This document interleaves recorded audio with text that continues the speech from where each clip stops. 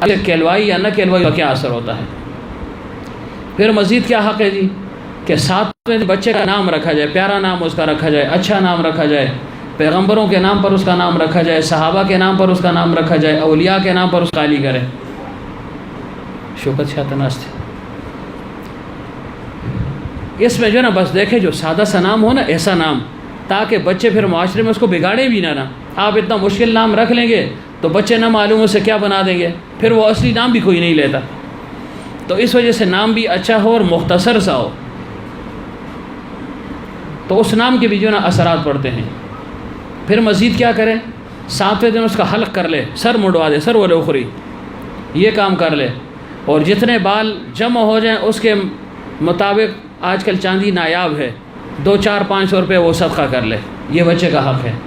پھر مزید کیا، بچہ ہے یا بچی کے لیے 1 دمبا یا بکری یا بکرا، اور بچے کے لیے 2 دمبے یا 2 بکرے یا 2 بکریاں۔ سال جن کی عمر جو ہے نا پوری ہو چکی ہو، قربانی کے لیے جو شرائط ہیں وہی عقیقے کے جانور کے لیے شرائط ہیں۔ عموماً لوگ اس میں غلطی کر لیتے ہیں، چھوٹا سا دیکھ لیتے ہیں کہ بھائی اب جو ہے نا نام بھی کرنا ہے تو چھوٹا سا دیکھ لیا 5-6 ماہ کا، چلو جی 2 پیسان منگرا ہوئے لشپکش پگمیاشت دی یا تو ذرو دلس ذرو، تو وہ تو ادا نہ ہوا، ظاہر ہے اس کی عمر اگر 1 سال سے کم ہے تو ادا نہیں ہوا، عقیقہ نہ ہو سکا، سنت عمل جو ہے نا وہ رہ گیا آپ سے۔ تو یہ جو ہے نا ان کے لیے قربانی کر لیں، ان بچوں کے لیے جس کو عقیقے کا نام دیا جاتا ہے، چاہے خود کھائے، چاہے لوگوں کو کھلائے، چاہے کچا اس کو بانٹ دے، بہرحال وہ اپنی مرضی ہے، یہ بچے کا حق ہے۔ اور پھر آہستہ آہستہ بچے کی تربیت کرنی ہے۔ بچہ جب جو ہے نا بولنے کے قابل ہو جائے، چلنے کے قابل ہو جائے، سمجھ بوجھ کچھ نہ کچھ اس کو آ جائے، تو اس وقت اس کو اللہ تعالیٰ کا نام سکھلائے۔ سب سے پہلا کلمہ اللہ تعالیٰ کا نام اس کو سکھلائے، کلمہ طیبہ اس کو سکھلا دے، سبحان اللہ کا لفظ سکھلا دے، الحمدللہ، اللہ اکبر، لا الہ الا اللہ، اللہ اللہ الا اللہ، جو بھی ہے قدر مشترک جس میں لفظ اللہ آتا ہو، اللہ تعالیٰ کا ذاتی نام ہو۔ فرمایا یہ اس سے ابتدا کی جائے۔ تو اب سوچیں ہم اس سے ابتدا کرتے ہیں، ہم کس چیز سے ابتدا کرتے ہیں؟ ہم موبائل سے ابتدا کرتے ہیں، ہم پتہ نہیں کس کس ناموں سے ابتدا کرتے ہیں۔ تو ظاہر ہے جو چیز آپ بچے کو شروع میں پڑھائیں گے نا وہی آخر تک اس کو پھر یاد رہے گا۔ تو یہ بھی بچے کا حق ہے اور فائدہ ہمارا ہے۔ دیکھیں پچھلی دفعہ میں نے یہ عرض کیا تھا کہ اگر کوئی پہلا کلمہ اپنے بچے کو اللہ تعالیٰ کا نام سکھلا دے، قدر مشترک یہ چاہے کلمے کی صورت میں چاہے جس صورت میں بھی ہو، اور فرمایا جب یہ پہلا کلمہ بچے کی زبان سے لفظ اللہ نکلتا ہے تو والدین کے اگلے پچھلے گناہ اللہ تعالیٰ معاف فرما دیتا ہے، تو اولاد بھی مل گئی اور ساتھ میں گناہوں کی تلافی بھی ہو گئی۔ یہ بچے کا بہت بڑا حق ہے۔ اور پھر مزید اس کی تربیت کرتا رہے۔ تربیت اپنی ہوئی ہو تو کرے گا، لیکن اپنی نہ ہوئی ہو پھر بھی انسان کی یہ خواہش ہوتی ہے، اور فطرت ہے انسان کی کہ اگر خود برائی کر رہا ہو خواہش اس کی ہوتی ہے کہ اولاد برائی سے دور رہے۔ خود اگر یہ جھوٹا ہے تو کوشش ہوتی ہے کہ اولاد جھوٹ نہ بولے۔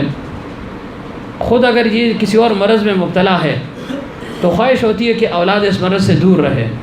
خود اگر بے نمازی ہے خواہش ہوتی ہے کہ اولاد جو ہے نا یہ نمازی بن جائے۔ تو یہ تلقین کرے اپنی اولاد کو خصوصیت کے ساتھ۔ مشائخ فرماتے ہیں غیبت، یہ جھوٹ کے متعلق جو ہے اس کے دل میں نفرت پیدا کرے، جھوٹ، اور ہماری ابتدائی جھوٹ سے ہوتی ہے۔ بچہ اگر، میں اکثر یہ کہتا رہتا ہوں، بچہ اگر گھر میں موجود ہو، کسی نے باہر سے دروازہ کھٹکھٹایا، پوچھا جی ہاں جی سمیع اللہ اشتے اور سے بچے ہوئے جی رشتے یا کور کی رشتے، بچہ تو سادہ ہوتا ہے، وہ جا کر کہہ دیتے ابا نے کہا میں اندر نہیں ہوں، دادا دے، بابا دے، کاکا دے، اگر چیزیں نہ نہیں ہوئے۔ تو یہ پہلی تلقین اگر آپ بچے کو جو ہے نا جھوٹ کی کریں گے نا، ساری عمر ہی جھوٹ بولتا رہے گا۔ آپ دوست بیٹھ جائیں تو اچھا ہوگا۔ یہ باہر کھڑکی میں کیوں کھڑا ہے؟ بس ٹھیک ہے بیٹھ گیا۔ تو سمجھ لیجیے تھا جھوٹ سے اس کو جو ہے نا اس کی نفرت اس کے دل میں پیدا کرنی ہے، خود بھی جھوٹ سے احتراز کرنا ہے، بچے کو بھی جھوٹ سے بچانا ہے۔ ہماری پہلی تلقین بچے کو جھوٹ ہوتی ہے۔ تو بہرحال بچے کے اندر اللہ تعالیٰ نے استعداد رکھی ہے، وہ سیکھنے کا مادہ اللہ نے رکھا ہوا ہے، لیکن کس وقت جو ہے نا وہ زیادہ بچہ سیکھتا ہے؟ تو حضرت فرمایا کرتے تھے 4 مواقع ایسے اس میں بچہ زیادہ جو ہے نا، بچے کو جب آپ بات کہیں گے تو وہ فوراً جو ہے نا اس کو قبول کر لیتا ہے، یعنی اس بات کو سننے کے لیے وہ تیار ہوتے ہیں۔ 4 مواقع ہیں وہ۔ کون کون سے مواقع ہیں؟ پہلا موقع فرمایا عمومی طور پر جب ہم دسترخوان پر بیٹھتے ہیں، بچہ جب ساتھ بیٹھ جاتا ہے تو فرمایا اس موقع پر بچہ تیار ہوتا ہے، اگر جو ہے نا والدین اس وقت اس کو اچھی نصیحت کر لیں تو پھر جو ہے نا یہ بات اس کے ذہن میں بیٹھ جاتی ہے. وہ اس وقت چونکہ ریڈی ہوتا ہے بات کو سننے کے لیے، خوشگوار موڈ میں ہوتا ہے، ماحول خوشگوار ہوتا ہے، کھانے پینے کا ماحول ہوتا ہے، اس وقت جو نصیحت آپ کریں گے نا تو وہ بچہ اس کو قبول کرے گا. لیکن اچھی نصیحت ہو، یہ نہ ہو دسترخوان پر بیٹھ کر بس بیا منصوبی جوڑی دلتا بدا چل کو فلانے با دا سر گڑو فلانے با دا سر گڑو، ایسے منصوبے نہ ہوں. اچھی تربیت بچے کی کرنی ہے، ورنہ ہم دسترخوان پر بیٹھتے ہیں ہم کہتے ہیں یہ موقع اس ذالک خپوا کہ خاں بیا گورے موقع نہیں، تو اس کی ذہن سازی ایسی غلط کر لیتا نا. جب وہ عروج تک پہنچتا ہے، جب وہ بلوغت تک پہنچ گیا نا، پھر اس وقت آپ کو خیال آتا ہے کہ میں نے اچھی تربیت نہیں کی، پھر وہ بچہ واپس نہیں آتا. تو اس وجہ سے بچے کی اچھی تربیت کرنی ہے، مثبت تبدیلی اس کے اندر لانی ہے، اس کے مزاج کو مثبت بنانا ہے تاکہ وہ معاشرے کا بہترین فرد بن سکے. دوسرا کون سا موقع ہے جس میں بچہ جو ہے نا بات کو اچھی طرح سیکھتا ہے اور اس کے لیے تیار ہوتا ہے؟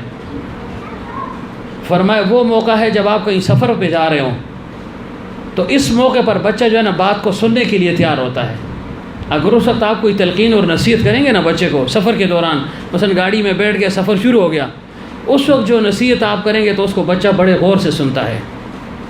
خوش بھی ہوتا ہے نا کہ کہیں چلو ہم گاؤں جا رہے ہیں، یا کہیں پکنک منا رہے ہیں، کہیں آؤٹنگ ہو رہی ہے، سیر و سیاحت کے لیے جا رہے ہیں، اور ساتھ آپ نے اس کی جو ہے نا اچھی ذہن سازی کی، تلقین کی، نصیحت اس کو کر رہے ہیں، واقعات اور قصص اس کو بیان کر رہے ہیں، تو بچہ اس بات کو جو ہے نا ذہن نشین کر لیتا ہے.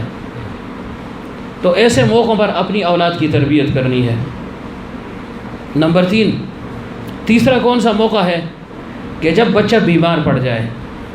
جب بیمار پڑ جائے تو ہر ایک انسان کا دل نرم ہو جاتا ہے، کمزور پڑ جاتا ہے انسان، چاہے وہ بچہ ہے، چاہے جوان، چاہے بوڑھا. اس وقت اگر آپ بچے کو نصیحت کریں گے، تلقین کریں گے، واعظ کہیں گے، اس کو کچھ باتیں اس کو سمجھائیں گے، تو وہ آپ کی بات کو ماننے کے لیے تیار ہوگا، غور سے آپ کی بات کو سنے گا. تو اس وقت کی جو تلقین ہے وہ سود مند رہے گی اور اثر پذیری اس کی جو ہے نا وہ ظاہر ہوتی رہے. 3 موقع ہو گئے. چوتھا موقع فرمایا جب بچہ سو رہا ہو، یعنی سونے کے لیے جب بستر پر جاتا ہے، اور مائیں عموماً لوری دیتی ہیں، تو وہ لوریوں والا زمانہ ہی چلا گیا. اب لوریاں شوریاں نہیں ہیں. اب بچہ رو رہا ہے تو اس کو موبائل پکڑا دیا، دا موبائل اور تو وہ لگے پخپل بغلی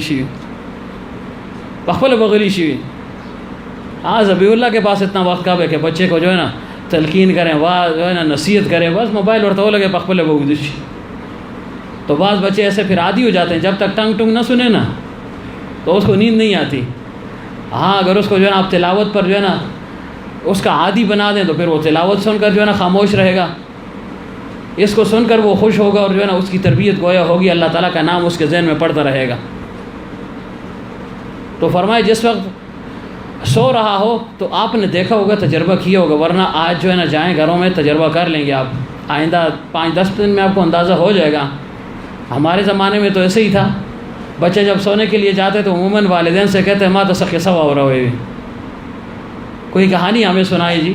پہلے جو ہے نا دادا ہو گیا، دادیاں ہو گئیں، جو عمر رسیدہ عورتیں تھیں یا عمر رسیدہ مرد، وہ اس چیز کا اہتمام بھی کرتے تھے. روز لوگ ساری رات جو ہے نا قصہ گوئیوں میں جو ہے نا گزار دیا کرتے تھے. تو ہمارے بچپن کا ہمیں یاد ہے کہ جب ہم گاؤں جایا کرتے تھے تو دادا جان سے جو ہے نا ہم کہتے تھے کہ جی منگ تو قصہ ہو رہے، وہ بیچارے لگے رہتے منگ پپیا ادھو کرتا، ہم سو جاتے تھے. تو مطلب یہ کہ اس وقت بچہ جو ہے نا جب وہ خود کہہ رہے ہیں نا مجھے سنائیں، تو پھر والدین کو چاہیے کوئی اچھی بات اس کو سنا لینا، کہنا وہ غلی شاہ ادشا تعالیٰ اس کسی یاد اس لیے رز نہ ہو تعالیٰ.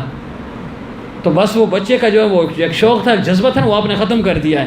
اس وقت بچہ موڈ میں ہے تو اس کے موڈ کو آپ خراب نہ کریں، کچھ نہ کچھ سنا دیں. اگر کچھ سنا ہو حلقے میں یہ سنا دیں، ورنہ کوئی کتاب قریب پڑھی ہو اس کو پڑھ لیں، کوئی واقعہ اس کو آسان الفاظ میں بچے کو جو ہے نا وہ سنا دیں، آسان الفاظ میں. اچھا مشکل اور مغلق الفاظ نہیں کہ مولوی وہ اپنے لہجے میں لگا ہوا ہو، کیسے بچے کو سمجھائیں گے؟ نہیں، چونکہ بچے کی ذہنی کیفیت اور ذہنی سطح وہ کمزور ہوتی ہے، اس کی زبان میں اس کو جو ہے نا سمجھانا یہ ضروری اور لازم ہے. پیغمبر صلی اللہ علیہ وسلم نے فرمایا غالباً کلم الناس علی قدر عقولہم، لوگوں کے ساتھ ان کی عقل کے مطابق جو ہے نا بات کیا کرو، جتنی عقل فہم ہے اس کے مطابق بات کرو. بچہ ہے تو بچہ بن کر بات کریں گے، جوان ہے تو اس طرح بات کریں گے، جاہل ہے تو اس انداز میں اس کو سمجھائیں گے، عامیانہ انداز میں. عالم ہے تو اس کو عالمانہ انداز میں آپ سمجھائیں گے، وہ سمجھ جائے گا۔ تو فرمایا یہ 4 مواقع ہیں کہ اس میں بچہ سیکھنے کے موڈ میں ہوتا ہے، اس کو آپ جو بھی سکھائیں گے وہ اس کو قبول کر لے گا۔ اور پھر قصص اور واقعات اس کو سنائے، انبیاء علیہ السلام کے، صحابہ کے، تابعین کے، اولیاء کے قصص اور واقعات ان کو سنائے کہ کیسے انہوں نے زندگی گزاری۔ غالباً میں بھول گیا ہوں، ایک بزرگ کے متعلق آتا ہے، ان کو جگا دیں جی، آج کوشش کریں جاگ جائیں۔ یہ مراقبے کا وقت تو نہیں، آپ مراقبہ کر رہے ہیں سب۔ تو ان بزرگ کے متعلق عرض یہ کہ وہ بیٹھے ہوئے تھے ایک جگہ، بچے وغیرہ اکٹھے ہو گئے، تو انہوں نے کہا چلو ذرا بچوں کے ساتھ گپ شپ ہو جائے گی، خوش طبی بھی کرنی چاہیے۔ اچھا، بچوں کا یہ بھی حق ہے، بچوں کے ساتھ خوش طبی، یہ بھی پیغمبر صلی اللہ علیہ وسلم کا طریقہ ہے۔ مانوس ہو جاتا ہے بچہ۔ دیکھیں پیغمبر صلی اللہ علیہ وسلم جب نماز میں ہوتے تھے تو حسنین کریمین آ جاتے، کندھوں پر سوار ہو جاتے ایسے، جب سجدے کی حالت میں ہوتے پہ اگو راغل کے بنا اصلاً ہماری طرح کوئی ہوتا جو بتا سے کھڑے جو لڑے باورت بولے ہو جیسے موس کو متا تخکاری نہ، لیکن پیغمبر صلی اللہ علیہ وسلم ان کے لیے سجدے کو طویل فرما دیتے، طول فرما دیتے تھے اپنے سجدے میں، تاکہ یہ اتر جائیں، پھر جو ہے نا میں اوپر ہو جاؤں، اتنا اہتمام فرمایا کرتے تھے۔ تو بہرحال عرض یہ کر رہا ہوں کہ بچوں کے ساتھ خوش طبی بھی کرنی چاہیے۔ غالباً حضرت زینب کی بچی تھی، میں بھول رہا ہوں، امامہ یا امیمہ، پتہ نہیں، اس تلفظ کا مجھے بھی علم نہیں ہے کہ کیا ہے اس کا تلفظ۔ تو اس بچی کے متعلق آتا ہے کہ جب پیغمبر صلی اللہ علیہ وسلم نماز میں کھڑے ہو جاتے ہیں تو وہ کیا کرتی، وہ جب پیغمبر صلی اللہ علیہ وسلم کھڑے ہوتے تو وہ آ کر ٹانگوں کے درمیان نکل کر ایسے آگے نکل جاتی، پھر وہاں سے آتی تو ایسے جو ہے نا ٹانگوں کے درمیان سے آنا اور جانا اس کا لگا رہتا تھا، اور پیغمبر صلی اللہ علیہ وسلم اس کو دیکھتے کچھ نہ کہتے۔ جب سجدے کی حالت میں جاتے تو یہاں آ کر بیٹھ جاتی، جب پیغمبر صلی اللہ علیہ وسلم سجدے سے اٹھنے لگتے تو فوراً جو ہے نا چھلانگ لگا کر جو ہے نا دور چلی جاتی تھی، اور پیغمبر صلی اللہ علیہ وسلم جب سلام پھیر دیا کرتے تھے تو فوراً جو ہے نا امامہ کو پکڑ لیتے تھے، جو ہے نا اپنی گود میں اس کو لے لیا کرتے تھے۔ کوئی غصہ نہیں دکھایا کہ وہ میں نماز پڑھ رہا تھا میرے کندھے پر، شاہ صاحب کہیں تو تمیز ہی سکھائیے نا، ظفر سمجھایا نہیں تو دینا، دیکھو جو ہے نا میرے کندھے پر آ کر بیٹھ گئی ہے بچی۔ تو پیغمبر صلی اللہ علیہ وسلم تعلیم امت کے لیے جو ہے نا نرمی بھی فرمائی ہے، شفقت بھی فرمائی ہے اولاد پر، تو یہ بچے کا حق ہے اور بچی کا حق ہے۔ تو اسی سے بچہ مانوس ہوگا، جب آپ کے ساتھ مانوس ہوگا نا آپ کی بات سنے گا، ورنہ غب ہوئی اور خدا پاک اسرائیل بھی آکور ترا دنش خرش فرش دولس بجاؤ دیا خدا خیر کی لے وہ بھی آ رہا ہو رسید بھی ابھی دادا بار خدے بھی دادا چاہ بھی چاہتا کور ترازا۔ تو اولاد کے ساتھ گھل مل کر رہیں گے نا تو آپ کی آمد پر خوش بھی ہوں گے، ورنہ وہ جو ہے نا وہ بددعائی دیتے رہیں گے۔ ظاہر میں تو کہیں جی کاکا جی دادا السلام علیکم ازل کی بھی جو خدا خیر کی چوس پر آتا بھی ایسا ہوئی بیا بکم تقریر شروع کی رہا تھا، تو اس سے اولاد کے دل میں نفرت پیدا ہوتی ہے۔ تو بہرحال یہ مواقع ہیں جس میں بچہ جو ہے نا سیکھنے کے موڈ میں ہوتا ہے، اس کو آپ سکھا سکتے ہیں اور نرمی کے ساتھ اور محبت کے ساتھ اس کو سکھائیں گے۔ تو عرض یہ کر رہا تھا، وہ بزرگ کا واقعہ ذکر کر رہا تھا، تو بچوں سے پوچھا بھائی تم جو ہے نا جب سبق پڑھو گے تو کیا بنو گے؟ اس نے کہا میں انجینئر بنوں گا، دوسرے نے کہا میں ڈاکٹر بنوں گا، کسی نے کہا میں فلاں بنوں گا، کسی نے کہا میں یہ بنوں گا، استاذ بنوں گا، میں پرنسپل بنوں گا، ایسے ایسے ایسے۔ ایک بچے سے پوچھا تم کیا بنو گے؟ یہ اس سے اگر آپ اچھی تربیت کریں گے نا، بچے کو اچھی سے سنائیں گے، بچے کا ذہن ویسے بن جائے گا۔ تو ایک بچے نے کہا جی میں صحابی بنوں گا، زبا صحابی جوڑے گا موی۔ بزرگ نے جب یہ سنا تو یہ کیا کہہ رہا ہے، میں صحابی بنوں گا؟ اور میں بیٹا تمہیں پتہ ہے صحابی کیا ہوتا ہے؟ دیکھو صحابی تو اب ختم ہو گئے ہیں، پیغمبر صلی اللہ علیہ وسلم کو جنہوں نے دل کی آنکھوں سے دیکھا وہی صحابی تھا بس، ٹھیک ہے نا ناصر صاحب؟ دل کی آنکھوں سے دیکھا، کیا پتہ کسی کی ظاہری آنکھ نہ ہو، تو یہ خلاصہ ہو گیا، دل کی آنکھ سے جس نے دیکھا ایمان لایا اور اسی پر جو ہے نا اس کی موت واقع ہوگی تو یہ صحابی ہے۔ من لقى النبی صلی اللہ علیہ وسلم مؤمنا ومات علی الاسلام، اسی پر اس کا خاتمہ ہو گیا، یہ صحابی ہے۔ تو کہا دیکھو بیٹا اب تو صحابی نہیں ہے، صحابی تو پیغمبر صلی اللہ علیہ وسلم کے زمانے میں تھے، کہ نہیں میں تو صحابی بنوں گا۔ کیسے صحابی بنو گے؟ اس کے باپ کو بلایا کہ یہ آپ کا بیٹا یہ کہہ رہا ہے کہ میں صحابی بنوں گا، یہ کیا ماجرا ہے؟ تو اس نے کہا ہم روزانہ جو ہے نا رات کو شیخ زکریا رحمۃ اللہ علیہ کی جو کتاب ہے فضائل اعمال تبلیغ نصاب جس کا پرانا نام ہے، اس میں سے جو ہے نا ہم نماز کے متعلق ہو گیا یا جو بھی موضوع ہے، مختلف جو کتابیں اس میں فضائل رمضان ہے، فضائل قرآن ہے، فضائل ذکر ہے، فضائل درود شریف الی آخرہ، اس کی روزانہ ہم جو ہے نا کچھ نہ کچھ وعظ و نصیحت رات کو جو ہے نا رات کو ہم کرتے ہیں بچے کو، خصوصاً بستر پر جب پہنچ جاتا ہے اس وقت باقاعدہ، تو اس میں جو ہے نا ظاہر ہے یہ جو احادیث بیان ہوتی ہیں صحابہ کے ذریعے سے بیان ہوتی ہے کہ حضرت ابو ہریرہ رضی اللہ عنہ نے یہ فرمایا، پیغمبر صلی اللہ علیہ وسلم کا یہ فرمان ہے، حضرت انس نے یہ فرمایا، پیغمبر صلی اللہ علیہ وسلم کا یہ فرمان ہے، تو بچے کے ذہن میں وہ بات بیٹھ گئی۔ پھر ان کے واقعات کے صحابہ ایسے تھے، ایسے جان نثار تھے، ایسی عقیدت والے، ایسے محبت والے، ایسے نماز پڑھا کرتے تھے، ایسے جہاد اور قتال کیا کرتے تھے، ایسے پیغمبر صلی اللہ علیہ وسلم کی صحبت میں بیٹھا کرتے تھے۔ یہ ساری باتیں جب اس نے سن لی نا تو اس کے دل میں شوق پیدا ہوا کہ میں صحابی بن رہا ہوں۔ اس کو یہ پتہ نہیں تھا کہ اب صحابی نہیں بن رہا یا نہیں بن سکتا، لیکن واقعات اس نے سنے اور ان کی منقبت اور ان کی مدح سرائی اس نے سنی کہ صحابہ اس شان والے تھے۔ اس بچے کے دل میں بھی یہ داعیہ پیدا ہوگا کہ میں بھی صحابی بنوں گا۔ تو اگر آپ اس کو رات کو جو ہے نا گانے وغیرہ سنائیں اور اس کو جو ہے نا ایکٹروں کے نام سکھاتے رہیں تو وہ بھی کہے گا میں بھی ایکٹر بن سان جی، میں بھی جلساں گا زبوں پہ مخب اعظم کا خیر ہی نو۔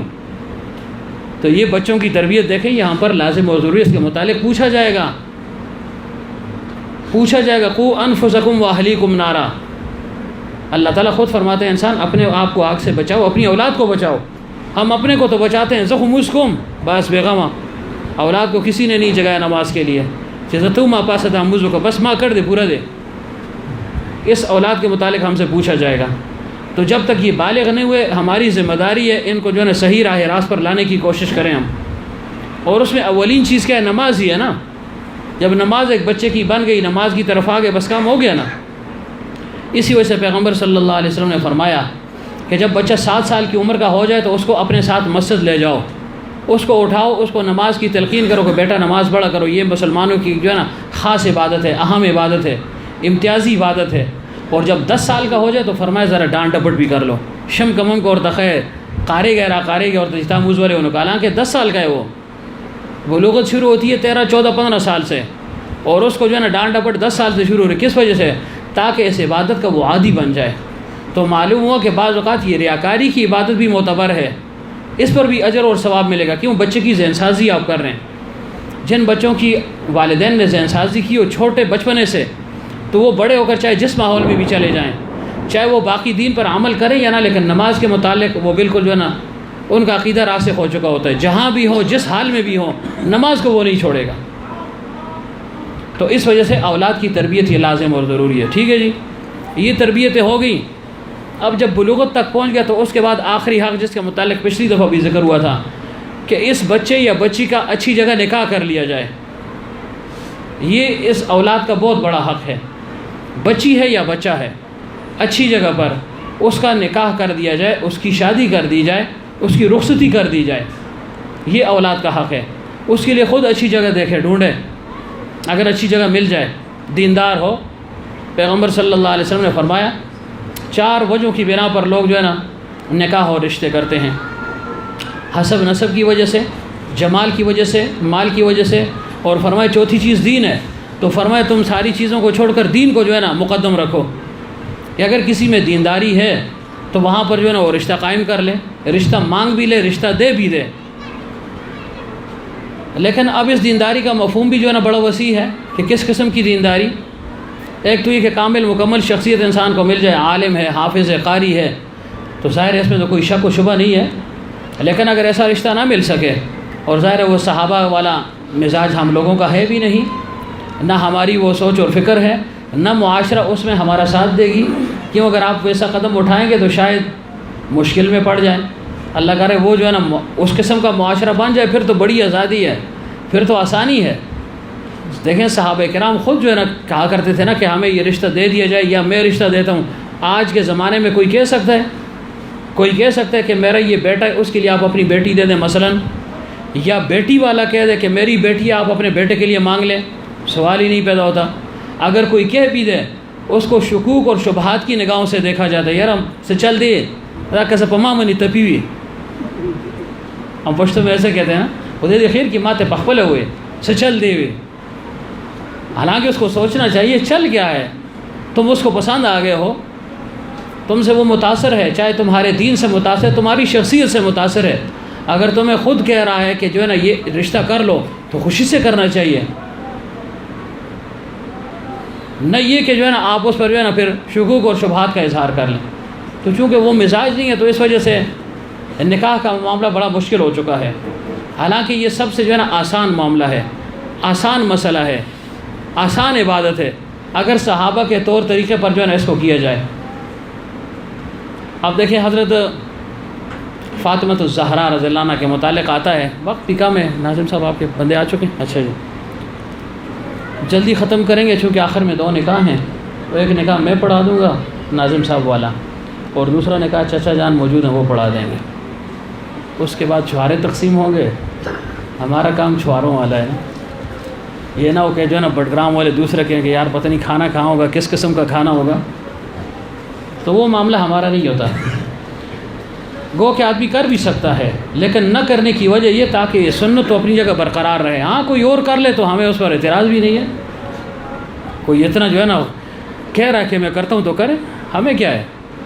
لیکن بہرحال ہمارا طریقہ یہ کہ چھہارے اور اس کے بعد ان کو میں نے کہا تھوڑی تھوڑی شربت بھی ان کو پلا دیں. کون سی والی؟ شہد والی. یہ بھی ایک مسنون عمل ہے نا کہ شہد کا شربت تھوڑا تھوڑا پلا دیا جائے. اور پھر اس کے بعد ناظم صاحب والی دنیا داری بھی ہوگی، نال مٹھائی بھی اسی ہے کہ نا منکر ہو گئے نا. ہاں یہ نا منکر ہو چکے ہیں، پہلے ہمیں بتائے ہوئے آئے ہوئے ہیں نا باہر بیٹھے ہوئے ہیں، تو وہ بھی ہوگی. اور اس کے بعد ایک اور دنیا داری ہوگی. لڑکی والے چائے پلاتے ہیں جن اپنے رشتہ داروں کو، اور لڑکے والے اپنے والوں کو پلاتے ہیں. یہ ایک رسم ہے، رواج ہے. گناہ اگر نہ بھی ہو تو رواج تو ضرور ہے نا. اور فضول کا بکھیڑا ہے، فضول کا جو ہے نا اخراجات ہیں. بلکہ آج کل تو المیہ یہ ہے کہ اگر لڑکی والے لڑکی کو رخصت کر رہے ہوں نا تو لڑکے سے زیادہ وہ خرچ کرتے ہیں کھانوں پہ. کیا خیال ہے؟ لڑکی والے لڑکے والوں سے زیادہ خرچ کرتے ہیں، گویا ان کے ہاں بھی ولیمہ ہے. میں نے ایک 2 جگہ وہ پوچھا، دوست سے ذرا بے تکلف تھے تو ان کی غالباً ہمشیرہ تھی، اس کی رخصتی تھی. میں نے کہا کیا صورتحال ہے؟ کہ جی ہم نے 300 مہمانوں کو بلایا. میں کہا 300 کیوں؟ ولیمہ نے دبی. میں نے کہا وہ اللہ کے بندے، ولیمہ تو لڑکے کی طرف سے ہوتا ہے، لڑکی کی طرف سے کہاں ہوتا ہے؟ نہ جی ہم نے 300 جو ہے نا مہمانوں کو بلایا، پتہ نہیں 5-6-7 دیگیں بھی پکائی ہیں، کیا پتہ ناظم نے بھی 8-10-20 دیگوں کا انتظام کیا ہو. واہ جی واہ. کدھر ہے وہ دوسرا؟ ادھر ہی ہے وہ میاں نورانی صاحب، کدھر ہے؟ نظر نہیں آ رہا. اچھا بہرحال چلو اس طرف نہیں جاتا ہوں. تو یہ عمل ہوگا. تو بہرحال اس کے متعلق جو ہے نا ذکر کر رہا ہوں، یہ واقعہ بیان کرتا ہوں پھر بس کرتے ہیں. یعنی اس سے کہ اگر نکاح کا عمل ہم صحابہ کے طرز پر کریں تو بڑا آسان ہے. پھر رشتوں کا مانگنا بھی آسان ہے، رشتوں کا دینا بھی آسان ہے، رخصتی بھی آسان ہے. اب ساری چیزیں ہم نے مشکل بنا دی ہیں. رشتہ مانگنے کے لیے جائیں گے تو جب تک 10 دفعہ نہیں جائیں گے نا اگلا ہاں نہیں کرے گا. لڑکی بے خی چورکوم والا خو نوی چھ زان پترا نہیں لگ چی، یو زل راشا 2 زلا 3 زلا سلو زلا ٹول دروغ دی تصنع بناوٹ. بھائی جب تم نے دینی ہے تو دے دو، بات ختم. تو نہیں دینی کیوں اس کو جو ہے نا ایسے جو ہے نا پھرا رہے ہو، گھما رہے ہو، کبھی ایک کو لا رہے ہیں، کبھی دوسرے کو، کبھی تیسرے کو. آخر کی بیاوی زمانگ سمیر آنے گئے. جب ایسے رشتے ہوں گے اس پہ برکت کیا ہوگی پھر. اب دیکھیں حضرت فاطمہ الزہرا رضی اللہ عنہ کا واقعہ سنا رہا ہوں بالکل مختصر کر کے. وہاں میں نے اس کو تفصیلاً بیان کیا تھا، یہاں وقت نہیں ہوتا. تو جب حضرت فاطمہ الزہرا رضی اللہ عنہ کی عمر بلوغت تک یعنی وہ پہنچ گئی، گھر میں تھی چونکہ خدیجہ الکبریٰ رضی اللہ عنہ کا وصال ہو چکا تھا اور مدینہ منورہ صلی اللہ علیہ وسلم ہجرت ہو چکی تھی. باقی جو پیغمبر صلی اللہ علیہ وسلم کی صاحبزادیاں تھیں ان کے نکاح بھی ہو چکے تھے، بعضوں کا وصال بھی ہو چکا تھا. حضرت فاطمہ الزہرا رضی اللہ عنہ رہ چکی تھی، سب سے چھوٹی بھی تھی اور خدیجہ الکبریٰ رضی اللہ عنہ کی اولاد میں سے تھی.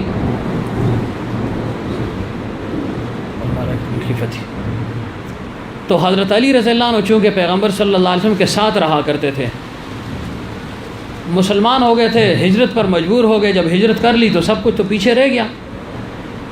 تو حضرت علی رضی اللہ عنہ پیغمبر صلی اللہ علیہ وسلم کی گود میں گویا پلے اور بڑے ہوئے. تو ان کے چچا زاد بھی تھے اور ساتھ گویا بیٹے بھی تھے کہ ان کی تربیت خود کی تھی.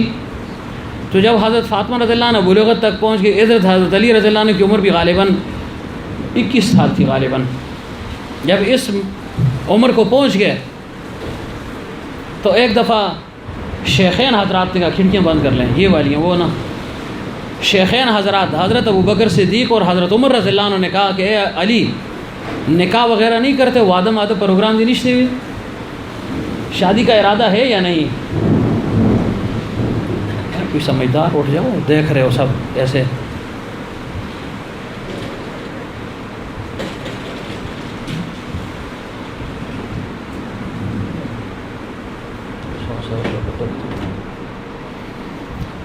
تو حضرت علی رضی اللہ عنہ نے کہا جی میرے پاس پیسے ہی کہاں ہیں، پیسے راس رشتے نا نکاح اوپر سے کی گی، نکاح لگو پیسے پکار دی سے زور پکار دے سشی صحیح لاس کے فلوس خلوص نہ فلوس جگہ پکار دی بس ریالین داشی پکار دے والا. تو شادی نہیں کرتے ہو. اب دیکھیں صحابہ کا مزاج کیسا عجیب. ابھی حضرت علی رضی اللہ عنہ نے ابتدا نہیں ہی دی تو انہوں نے بعد میں کہہ دیا تھا کہ تم اپنے لیے رشتہ مانگ لو. حضرت فاطمہ رضی اللہ عنہ کا انہوں نے کہا میرے پاس کچھ نہیں. تو اس سے پہلے صدیق اکبر رضی اللہ عنہ ہو گئے پیغمبر صلی اللہ علیہ وسلم کے پاس کہ جی فاطمہ تو زہرا رضی اللہ عنہ بلوغت تک پہنچ چکی ہے، اگر ان کا نکاح میرے ساتھ ہو جائے. کون کہہ رہا ہے؟ صدیق اکبر رضی اللہ عنہ، گویا پیغمبر صلی اللہ علیہ وسلم کے جو سسر تھے، جس کو ہم سسر کا لفظ کہتے ہیں، حضرت عائشہ رضی اللہ عنہ کے والد، وہ کس سے کہہ رہے ہیں؟ پیغمبر عربی صلی اللہ علیہ وسلم سے کہ آپ اپنی بیٹی میرے نکاح میں دے دیں. پیغمبر صلی اللہ علیہ وسلم بالکل خاموش ہو گئے، کچھ نہیں کہا، چلے گئے. صدیق اکبر پیچھے سے کچھ مدت کے بعد حضرت عمر رضی اللہ عنہ آئے، کہا اللہ کے حبیب صلی اللہ علیہ وسلم فاطمہ کا نکاح جو ہے نا میرے ساتھ فرما لیں، میں ان کا رشتہ مانگنے کے لیے آیا ہوں. اپنی بیٹی بھی وہاں موجود تھی حضرت حفصہ رضی اللہ عنہ. پیغمبر صلی اللہ علیہ وسلم پھر خاموش رہے اور پھر بعد میں بعض صحابہ سے فرمائے کہ ان کی عمریں قدریں زیادہ ہیں، لہٰذا یہاں میں رشتہ نہیں کرتا ہوں، ان کو رشتہ نہیں دیتا ہوں. تو صحابہ نے کسی خفگی کا اظہار نہیں کیا. چل تخما وے نہ کڑوا اتولی تلی. یہ بہت بڑا مرض ہے ہم لوگوں میں. ہمارے ہاں تو بہت زیادہ، ادھر کا مجھے نہیں پتا. کسی نے کہہ دیا نا یہاں میں رشتہ کر رہا ہوں، تو اگر کوئی اور غلطی سے چلا بھی گیا یا اشارتاً کے نایتاً اس نے کہہ دیا بس بیا ٹوپک تیار دے، بس بیا مڑی دے. کس بات پر؟ جہالت کی بات پر. گویا میں نے یہاں پر کہہ دیا یہ میرا حق بن گیا. حق تو نہیں ہے، حق تو دینے والے کا ہے، دے گا تو ٹھیک ہے، نہیں دیا تو بات ختم.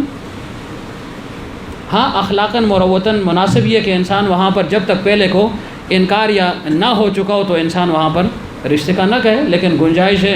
اور اس کے متعلق میں نے دلچسپ واقعہ پہلے بیان بھی کیا ہے پچھلے حلقے میں، حضرت ابو درداء اور سلمان فارسی رضی اللہ عنہ کا، اگر آپ کو یاد ہو.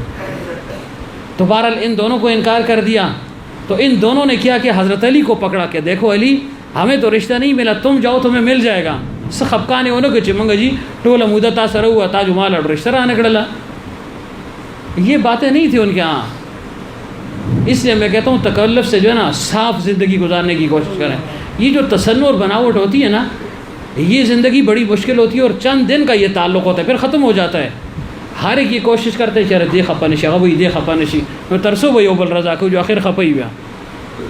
اور جہاں تصنع اور بناوٹ نہیں ہوگی تو بالکل معاملہ صاف ستھرا ہوگا. تو علی رضی اللہ عنہ کو سب نے تیار کیا کہ آپ جاؤ. نے کہا جی میرے پاس کچھ نہیں ہے اور مجھے شرم آ رہی ہے، میں کیسے جاؤں گا؟ خود جاؤں گا؟ کہ ہاں بالکل خود جاؤ. تو چاروں ناچار حضرت علی کو جب تیار کر دیا جو آگوں لگا سے چہرہ زم ہوئی. پیغمبر صلی اللہ علیہ وسلم کے پاس جیسے ہی اندر حجر مبارک میں یا مسجد نبوی صلی اللہ علیہ وسلم میں داخل ہوئے تو ان سے پوچھنے کی نوبت نہیں آئی. جیسے ہی اندر داخل ہوئے تو خاموش کھڑے. پیغمبر صلی اللہ علیہ وسلم نے فرمایا علی کیسے آنا ہوا؟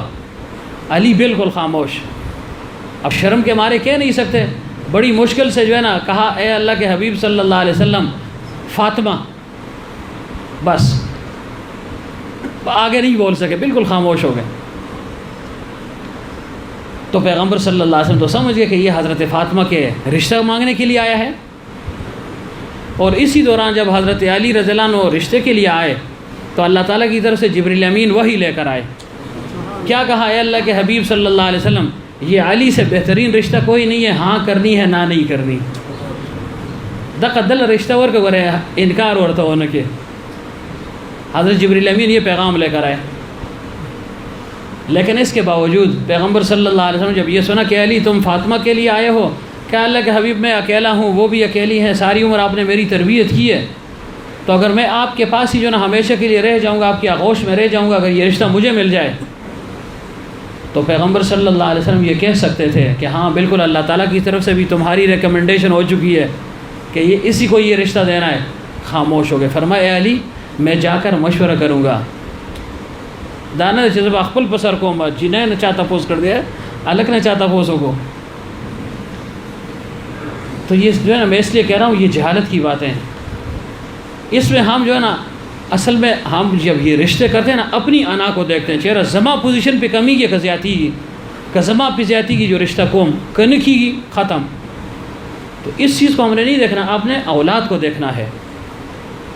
انسان کی اپنی بھی ایک خواہش ہوتی ہے, تمنا ہوتی ہے. فرمایا اے علی میں جا کر مشورہ کروں گا پھر تمہیں جواب دوں گا.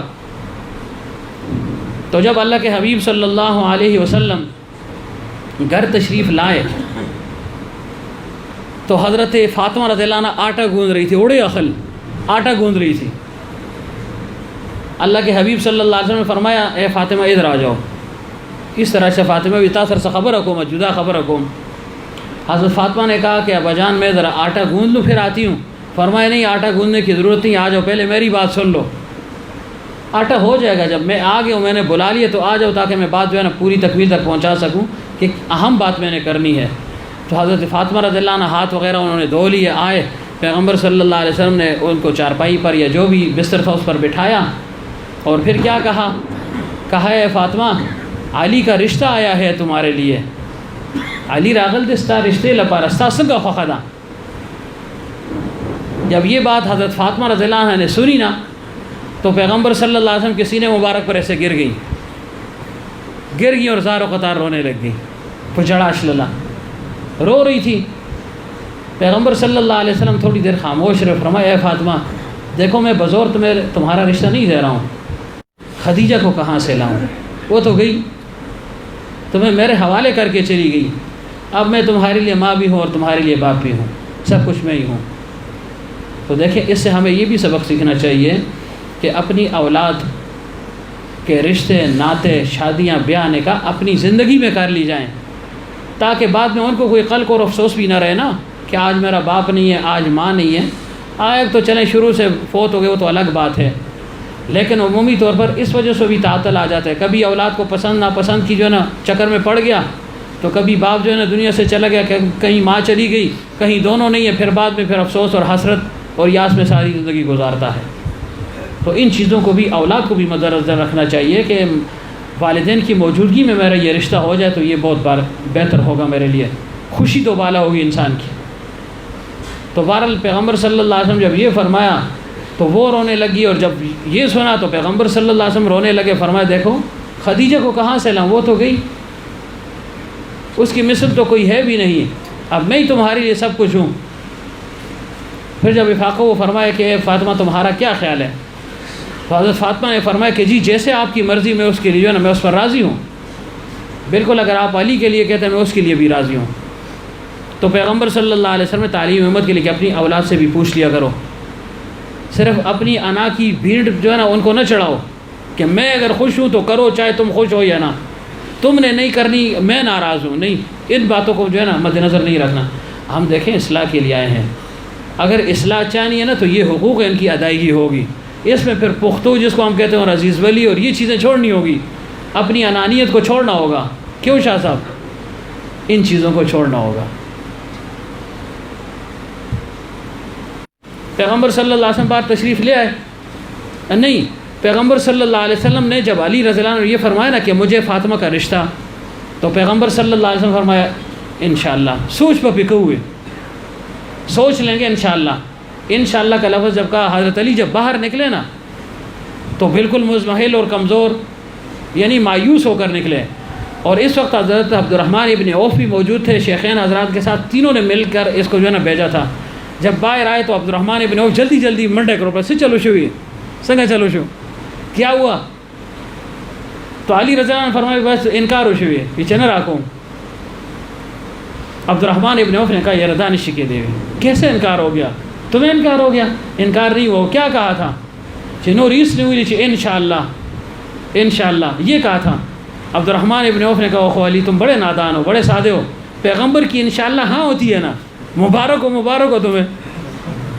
پیغمبر دا انشاءاللہ دا وینا دا ہاں دا کنا بھی بس.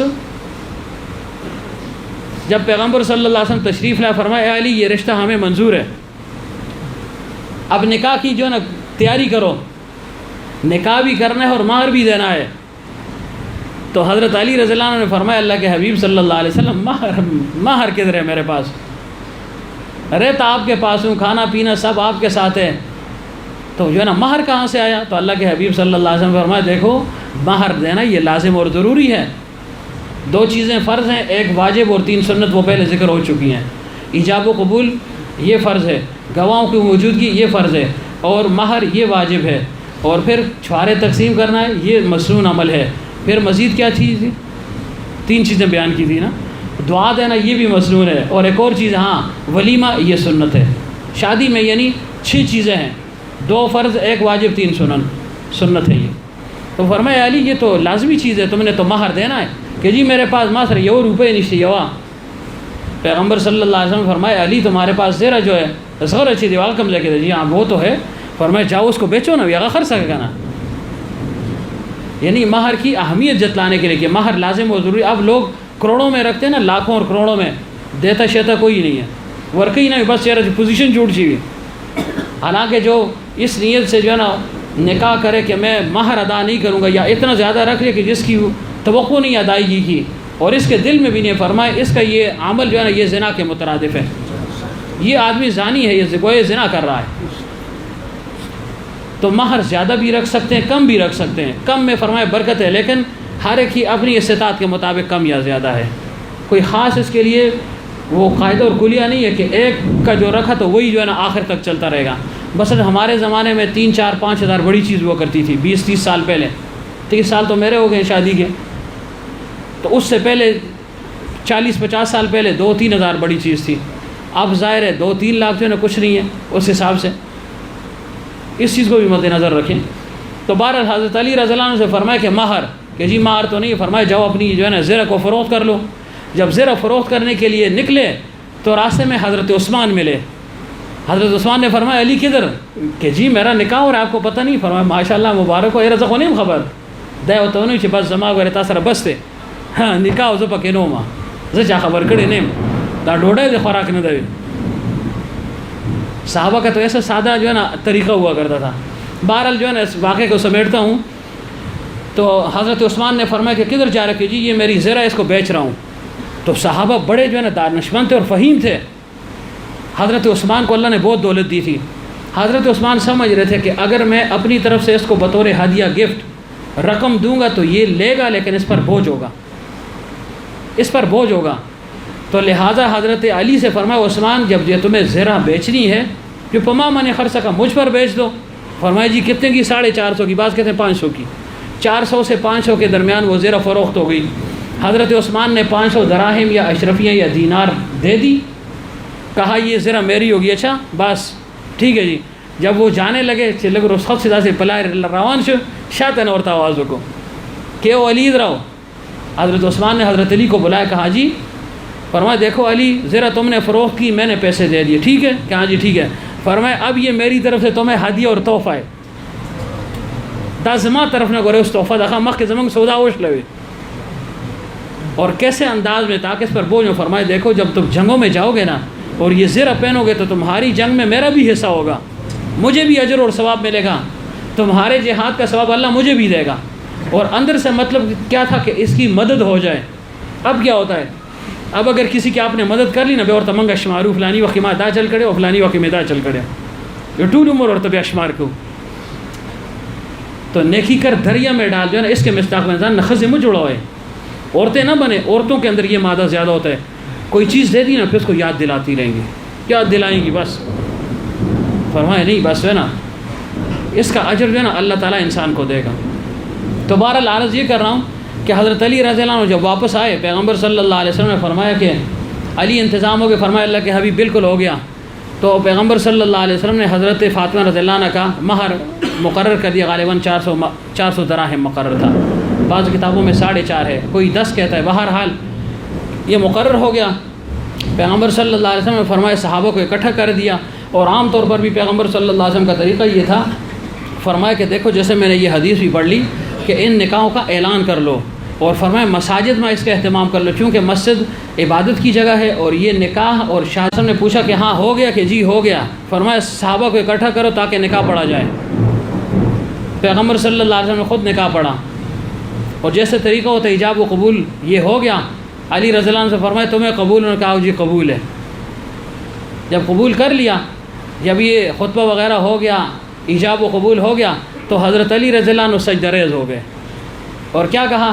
رب اوزینی ان اشکر نعمتک التی انعمت علی وعلی والدی وان اعمل صالحا ترضاہ۔ آگے واصلح لی فی ذریتی وادخلنی فی عبادک الصالحین۔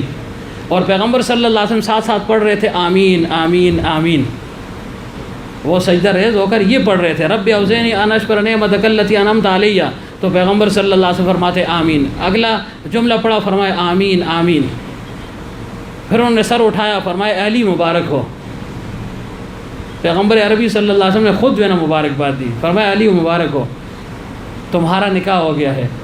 پھر اللہ کے حبیب نے فرمایا علی چھواری دراؤڑ دی گنا بھی چھوارے لائے ہو نا، یہ چھوارے دینا یہ مستقل سنت ہے، اس کو نہ چھوڑیں۔ اچھا باقی اپنی عزیز ولی کریں، اپنے رسوم اور رواج کو آپ چھوڑنے والے لوگ نہیں ہیں، ٹھیک ہے نا ناظم؟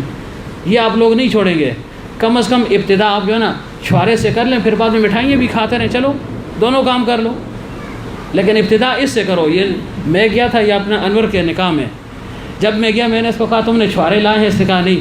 میں نے کہا جاؤ۔ اچھا میں یہاں سے لے کر گیا تھا اس کے لیے، اس کے نکاح میں یہاں سے عجوہ کھجور اپنے ساتھ لے گیا تھا، تقریباً کوئی میرے خیال ہے 1.5-2 پاؤ تھی، تو میں نے کہا چلو اگر اور کسی نے نہ دی تو میں ہی دے دوں گا، تو وہ بھی انہوں نے مجھ سے لے لی، اور پھر یہ اور بھی لے کر آ گئے تھے۔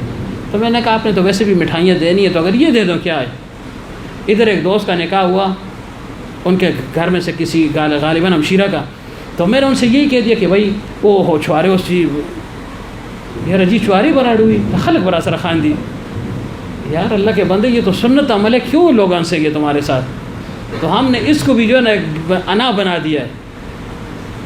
تو بہرحال پیغمبر صلی اللہ علیہ وسلم فرمایا علی کھجور، فرمایا اللہ کے رسول بڑی مشکل سے مہر کا انتظام کیا تھا، صبح کھلاوے چی کھجور راڑا ماں ذرا خوش تھی، میرے پاس نہیں ہے۔ اللہ کے حبیب نے حضرت بلال سے فرمایا بلال جاؤ ہمارے گھر میں، غالباً حضرت عائشہ یا کس ام المومنین کا نام لیا، فرمایا ان کے گھر میں جاؤ، طاق میں فلانی جگہ پر یہ پڑا ہوا ہے، بوتل پڑی ہوئی ہے شہد کی، فرمایا وہ لے آؤ۔ جب وہ شہد لے آئے اللہ کے حبیب نے فرمایا دیکھو چھوارے اس کے پاس نہیں ہے، ابھی انتظام بھی ممکن نہیں ہے، فرمایا اے بلال اس سے شربت بناؤ، اور جو ہے نا سارے جو جتنے بھی یہاں پر مجلس والے موجود ہیں سب کو یہ پلا دو۔ تو اس وجہ سے میں نے دوستوں سے کہا کہ جو ہے نا شہد بھی آئے ہوئے جو ہے نا ساتھ ساتھ ان کو شربت بھی پلا دو، ہوم خورما ہوم ثواب۔ تو دونوں عمل ہو گئے نا، دونوں سنتوں پر جو ہے نا عمل ہو گیا۔ اگرچہ یہ بہت یعنی کم جو ہے نا یہ سنت ہے، زیادہ چھوارے ہی جو ہے نا استعمال ہوتے ہیں، لیکن چلو اگر اس پر بھی عمل کر لیے تو وہ نسبت جو ہے نا ہمیں بھی حاصل ہو جائے گی۔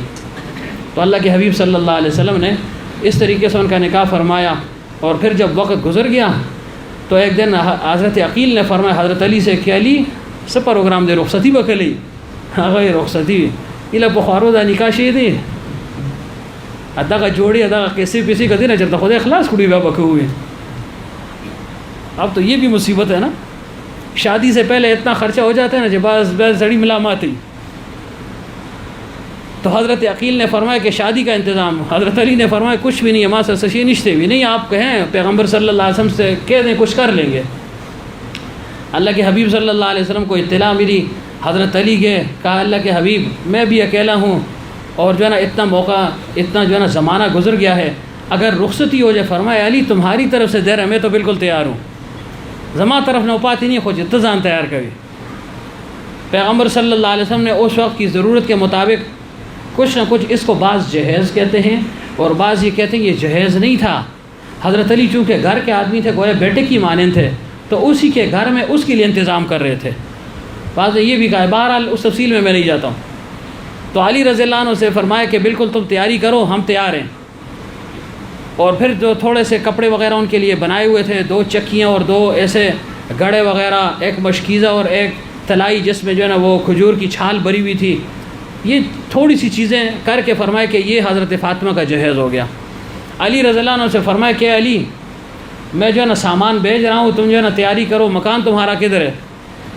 حضرت علی رضی اللہ عنہ غلی ولاڑ دے، خاموش۔ فرمایا علی تم نے سنا نہیں؟ فرمایا اللہ کے حبیب خاموش ہو گیا، میرا مکان ہی نہیں ہے، ماسر کوٹہ نہیں کوٹہ کم سے کدھر لوگ بل سر پاتے کہ گم پیغمبر صلی اللہ علیہ وسلم خاموش ہو گئے۔ فرمایا بھائی اب مکان کا کچھ کرو، دل کوٹے سے غم ہو گئے ہوئے۔ تو صحابہ میں سے کسی نے کہا جی نعمان ابن حارثہ کے پاس مکانات زیادہ ہیں، ان سے کہہ دیں۔ اللہ کے حبیب صلی اللہ علیہ وسلم فرمایا رمال شرم راضی ہوئے زاغتن شمویلے، اتنے صحابہ آئے مہاجرین، سب کو اس نے مکانات دیے، تو اب میں نہیں مانگ سکتا ہوں، کوئی اور کہہ دے تو کہہ دے لیکن میں نہیں کہہ سکتا ہوں۔ تو یہ بات نعمان ابن حارثہ تک پہنچ گئی، وہ دوڑے دوڑے آئے اور اللہ کے حبیب صلی اللہ علیہ وسلم کے قدموں میں بیٹھ گئے اور رونے لگے اور فرمایا اللہ کے حبیب میرا مکان اور آپ کو اس میں شرم آئے، جہاں آپ جائیں جو ہے نا مکان تیار ہے ان کے لیے۔ مکان کیا چیز ہے، ہم تو جان بھی دینے کے لیے جو ہے نا تیار ہیں، جان بھی قربان کریں گے۔ فرمایا مجھے شرم آ رہی ہے، فرمایا اللہ کے حبیب مجھ سے مانگنے میں شرم نہ ہو، میری چیز آپ کی چیز ہے۔ تو فرمایا اے نعمان قریب کوئی مکان دیکھنا، اچھا دور مجھے پسند نہیں ہے، میں اپنے دل سے بھی فاطمہ کو دور نہیں کر سکتا ہوں اور اپنے گھر سے بھی دور نہیں کر سکتا ہوں، مکان ہو لیکن میرے گھر کے قریب قریب ہو۔ تو نعمان ابن حارثہ نے ایک مکان دکھلا دیا کہ جی یہ مکان ہے، یہ میں نے علی کو دے دیا۔ تو پیغمبر صلی اللہ علیہ وسلم نے حضرت اسماء بنت امیس کو اور حضرت ام ایمن رضی اللہ عنہما ان دونوں کو بھیجا کہ جاؤ ذرا مکان دیکھ لو کہ کس قسم کا ہے، رہائش قابل ہے یا نہیں ہے، کچھ کمی بیشی ہو تو مجھے بتلاؤ۔